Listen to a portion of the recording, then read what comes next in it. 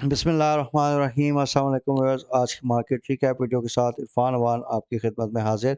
आज हमने इंडेक्स में एक वोलेटाइल सेशन देखा और इंडेक्स ने 99 पॉइंट्स की कमी के बाद 41,334 के लेवल पे क्लोजिंग दी है। वॉल्यूम्स भी आज कल के मुकाबले में कम रहे हैं। थ्रू आउट द डे हमने देखा कि मार्केट तकरीबन 200-250 पॉइंट्स की एक नैरो रेंज थी, उसी में ही मूव किया है। तो व्यूअर्स फॉर टुमारो मार्केट में अगर आपने इंट्राडे ट्रेड्स करनी है तो उसके लिए जो आपने बाइंग लेवल आपका बनेगा वो इस सूरत में होगा कि अगर इंडेक्स 41,500 का लेवल जो है वो उस पे ब्रेकआउट करता है और उसको अगर सस्टेन कर जाता है तो उस पे आप फ्रेश बाइंग पोजीशंस लेके उसको 41,700 या 800 की रेंज में सेल कर सकते हैं। कल भी हम एक रेंज बाउंड सेशन एक्सपेक्ट कर रहे हैं और आज हमने थोड़ा सा मीडियम टर्म के लिए या आप कह लें 1 वीक और सो इस टाइम फ्रेम के साथ सीमेंट सेक्टर में अपनी बाय कॉल जनरेट की हैं, क्योंकि सीमेंट सेक्टर के मार्जिन्स काफ़ी बेहतर हैं और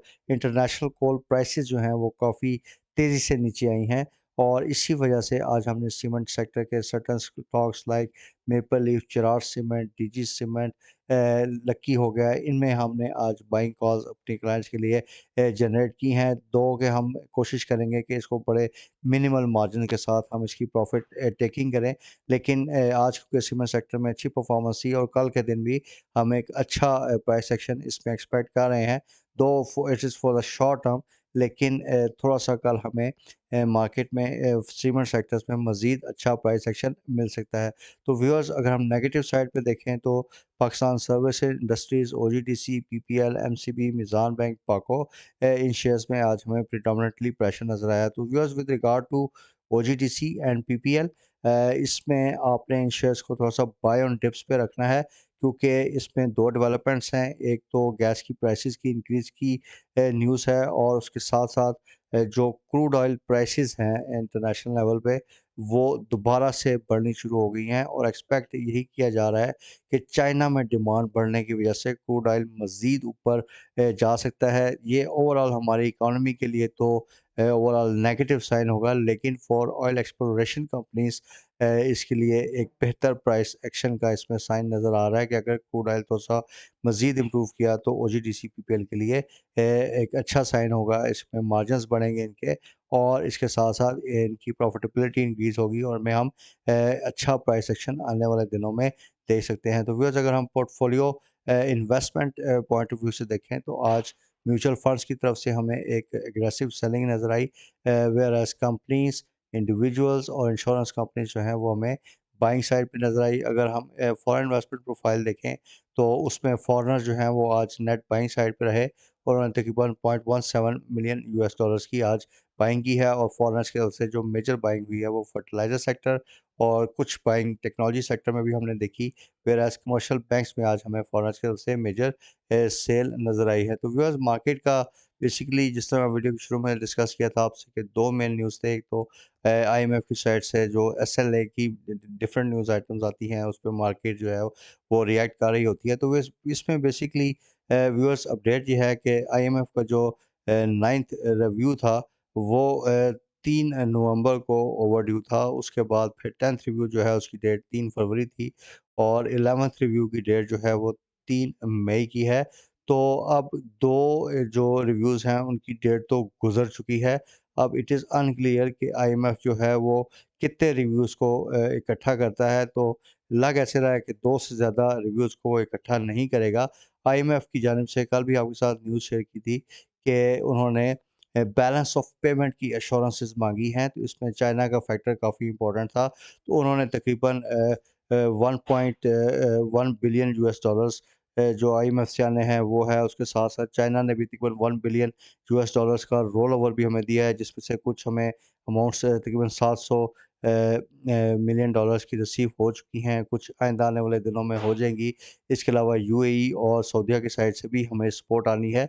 लेकिन अभी तक चाइना की साइड से ये न्यूज़ आ रही है व्यूअर्स कि चाइना की गवर्नमेंट में थोड़ा-सा कंसर्न पाया जा रहा है कि पाकिस्तान ने चाइना की गवर्नमेंट का पॉइंट ऑफ व्यू ये है कि चाइना के साथ इनका जो सी पैक का एग्रीमेंट था, गवर्नमेंट ऑफ पाकिस्तान ने सी पैक से रिलेटेड अपनी कॉन्ट्रैक्चुअल ऑब्लिगेशंस जो हैं वो सही मानों में अभी तक उनको मीट नहीं किया है। तो इसकी वजह से थोड़ा-सा चाइना की साइड से हमने रिलक्टेंस देखा, लेकिन एक स्ट्रैटेजिक पार्टनरशिप की वजह से चाइना जो है वो लोन्स को रोल ओवर कर रहा है। इसके साथ-साथ व्यूअर्स एक और अच्छी खबर ये है कि एक वर्बल कमिटमेंट चाइना से आई है, जिसमें जो चाइनीज़ के हमारे पास 2 बिलियन यूएस डॉलर्स के सेफ डिपॉज़िट्स पड़े हैं, उन पे भी चाइना ने रोल ओवर के लिए एग्री कर दिया है। इसके साथ-साथ व्यूअर्स जो आईएमएफ की फंड लिमिट्स थी और या कोटा होते हैं, वो उन्होंने इंक्रीज़ किए हैं, क्योंकि जो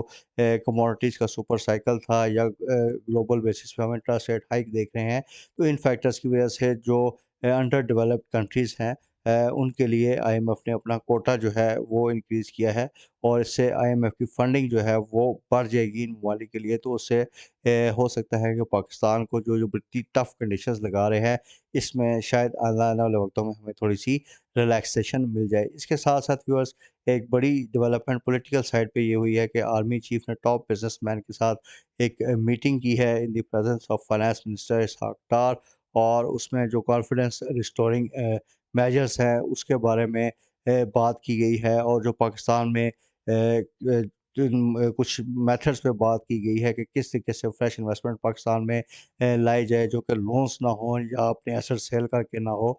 तो इस सिलसिले में आर्मी चीफ हैं, उन्होंने इनपुट की है डिफरेंट बिजनेसमैन से, तो एक पॉजिटिव डेवलपमेंट है। हो सकता है कि इसमें गवर्नमेंट और पीटीआई जो है उसको साथ बिठाया जाए, और एक इकोनॉमिक पॉलिसीज़ पे नेशनल कंसेंसस की बात भी हम अगले आइंदा आने वाले दिनों में देख सकते हैं। तो ये भी एक पॉलिटिकल साइड पे पॉजिटिव डेवलपमेंट है। अगर हम डिफरेंट कमोडिटीज़ की प्राइसेस देखें व्यूअर्स, तो डब्ल्यूटीआई का, जिस तरह मैंने आपसे ज़िक्र किया कि वीक ऑन वीक बेसिस पे डब्ल्यूटीआई जो है उसमें 6.3% का इंक्रीज़ हुआ है, और क्रूड ऑयल जो है मुसलसल अपर ट्रेंड की तरफ है।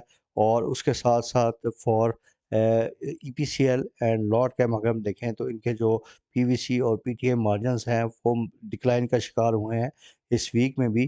तो इसी वजह से इनमें अभी जो एक पॉजिटिव प्राइस एक्शन है वो हम एक्सपेक्ट नहीं कर सकते, क्योंकि अभी इनके मार्जिन्स जो हैं वो काफ़ी लोअर साइड पे है। अगर हम डिफरेंट कंपनीज़ न्यूज़ का देखें, तो जेएस ग्रुप को रोक दिया गया है फ्रॉम द कोर्ट कि वो बैंक इस्लामी का जो मेजॉरिटी स्टेट है उसको एक्वायर नहीं कर सकते। This order was from the high court. तो ये थोड़ा-सा बैंक इस्लामी के शेयर को नेगेटिवली इफ़ेक्ट कर सकता है। इसी तरह गंधारा निसार यानी जीएचएनएल ने मार्च 6 से 10 तक अपनी प्रोडक्शन रोक दी है due to the shortage of raw material. इसी तरह पाक सुजुकी मोटर कंपनी जो है, वो भी उनकी जो सेल्स हैं और प्रोडक्शंस हैं, वो ऑल टाइम लो पे चली गई हैं, क्योंकि वो रॉ मटेरियल शॉर्टेज जो है इम्पोर्ट रिस्ट्रिक्शंस की वजह से उनकी वजह से अपनी प्रोडक्शन प्रोसेस को सही तरीके से पूरा नहीं कर पा रहे। तो व्यूअर्स मार्केट में जो मेन अभी ट्रिगर आइंदा आने वाले दिनों में जिस पे मार्केट एक पॉजिटिव रिएक्शन ले सकती है, वो आईएमएफ का स्टाफ लेवल एग्रीमेंट की न्यूज़ होगी, और उसके साथ-साथ जो फ्रेंडली कंट्रीज़ से हमें सपोर्ट्स की कमिटमेंट आनी है, वो अगर मटेरियलाइज़ होती हैं, तो वो ऑब्वियसली मार्केट के लिए एक अच्छा साइन होगा। तो आईएमएफ की साइड पे तो बात तो हो रही है कि जी within a week SLA finalise हो जाएगा। लेट्स होप सो कि ये चीज़ अब गो थ्रू हो जानी चाहिए, ताकि काफ़ी अरसे से जो ये प्रोग्राम स्टॉल्ड प्रोग्राम है, रुका हुआ है, ये चले, तो इसके साथ-साथ हमारी पूरी इकॉनमी भी आहिस्ता-आहिस्ता चलनी शुरू होगी। तो मार्केट में एक बड़ा अपसाइड पोटेंशियल तो हम नहीं देख रहे, लेकिन आईएमएफ के एसएलए की न्यूज़ पे ऑब्वियसली एक पॉजिटिव तरीके से मार्केट रिएक्ट इस पे कर सकती है। कल की वीडियो में भी आपके साथ हमने एक डिटेल इस पे थोड़ा-सा डिस्कशन किया था कि 42,500 का एक क्रिटिकल लेवल है। अगर मार्केट उसको सस्टेन करती है, तो थोड़ा-सा मज़ीद अपसाइड की तरफ जा सकती है। लेकिन जिस तरह कि हम देख रहे हैं कि मार्केट में इतनी जान नहीं है, मार्केट जैसे ही थोड़ा-सा एलिवेटेड लेवल्स पे आती है, तो सेलिंग प्रेशर की वजह से मार्केट में जो है वो दबाव आना शुरू हो जाता है। तो अभी मार्केट रेंज बाउंड लगती है, 41,000 इसकी एक मेजर सपोर्ट है। अगर 41,000 तोड़ती है, तो फिर 40,600 का लेवल है, जो कि थोड़ा-सा अभी लॉन्ग टर्म में नज़र आ रहा है। विदिन अ डे और 2 तो हमें इसमें कोई ऐसा अभी प्रोबेबिलिटी इसकी नज़र नहीं आ रही, लेकिन 41,000 का करंट लेवल में एक मेजर सपोर्ट है, और ऑन दी अप साइड 41,500 की मेन रेजिस्टेंस एरिया है। उसके बाद 41,800 या 900 का एक अनदर मेजर रेजिस्टेंस है। तो मार्केट यही 500-600 पॉइंट्स की रेंज में आइंदा आने वाले 1 से 2 सेशन में मूव करेगी। तो उसमें आपने ख़ास तौर पे टेक्नोलॉजी सेक्टर जो आपको बताया हुआ है, इसमें टीआरजी, इवेंसियन के शेयर्स हैं, नेटसोल का शेयर है, उसमें बाय ऑन डिप्स लेके छोटे-छोटे आप प्रॉफ़िट्स बुक रख के फिर प्रॉफ़िट सेलिंग कर सकते हैं। सीमेंट सेक्टर आज हम अपने क्लाइंट्स को बाय करवाया, इसमें भी कल के दिन हम शायद मज़ीद अच्छा प्राइस एक्शन देखें तो उसपे भी हमें प्रॉफ़िट टेकिंग लेके मार्केट से एग्ज़िट करना चाहिए। और उसके साथ-साथ मैंने ओजीडीसी पीपीएल का भी प्रॉस्पेक्ट आपके साथ आज की वीडियो में डिस्कस किया है। तो व्यूअर्स इंशाल्लाह we will keep you updated regarding the market developments as and when they happen. आज शब बारात है, तो तमाम हमारे व्यूअर्स से गुज़ारिश है कि आपने अपने लिए भी और मेरे लिए भी इसमें ख़ुसूसी दुआ करनी है कि अल्लाह पाक हम सब के लिए आसानियाँ पैदा फ़रमाए और हमारी मुश्किलात जो हैं उनको दूर फ़रमाए और पूरी जो हमारी कौम है या एज़ अ नेशन जो हमारे पे बड़ा मुश्किल वक़्त आया हुआ है, तो अल्लाह पाक हमें इस चैलेंजिंग वक़्त में और इस मुश्किल वक़्त में भी साबित कदम रखे और इससे हमें एक एहसन तरीके से निकलने की तौफ़ीक अता फ़रमाए। तो viewers, thank you very much for your time and anticipation. Take care. अल्लाह हाफ़िज़।